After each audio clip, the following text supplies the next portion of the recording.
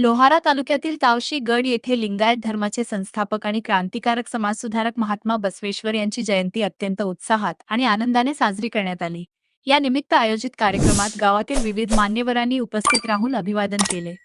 कार्यक्रमाची सुरुवात पंचायत समिती सदस्य मालन कांबळे यांच्या हस्ते महात्मा बसवेश्वर यांच्या प्रतिमेच्या पूजनाने झाली.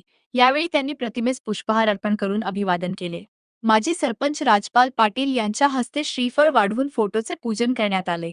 या प्रसंगी गावातील प्रतिष्ठित नागरिकांनीही महात्मा बसवेश्वर यांच्या प्रतिमेस पुष्पहार अर्पण केले. कार्यक्रमाचे सूत्रसंचालन जयप्रकाश कुलकर्णी यांनी केले. वार्ताहर रामचंद्र गायकवाड यांनी आपल्या भाषणातून महात्मा बसवेश्वर यांचे विचार समाजासमोर मांडले. ते म्हणाले की महात्मा बसवेश्वरांचे विचार महान होते. त्यांनी केवळ एका समाजालाच नव्हे तर संपूर्ण मनुष्यमात्राला समानता, बंधुता आणि मेहनतीचे महत्त्व शिकवले. जातीभेद, अंधश्रद्धा आणि अस्पृश्यता नष्ट करण्यासाठी त्यांनी दिलेले योगदान अतुलनीय आहे. म्हणूनच त्यांना थोर ही पदवी प्राप्त झाली आहे. गायकवाड यांनी पुढे बसवण्यांचा उल्लेख दक्षिण भारतातील संत कबीर असा करत ते एक थोर कवी, तत्वज्ञानी आणि सामाजिक आर्थिक क्रांतीचे जनक असल्याचे सांगितले.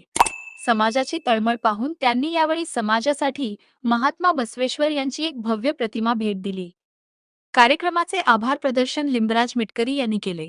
आभार मानताना त्यांनी समाजाच्या वतीने ग्रामपंचायतीकडे एक महत्त्वाची मागणी केली.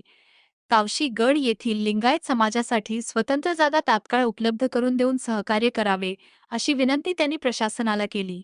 एकमत डिजिटल करिता व्यंकट मिटकरी, तावशी गड.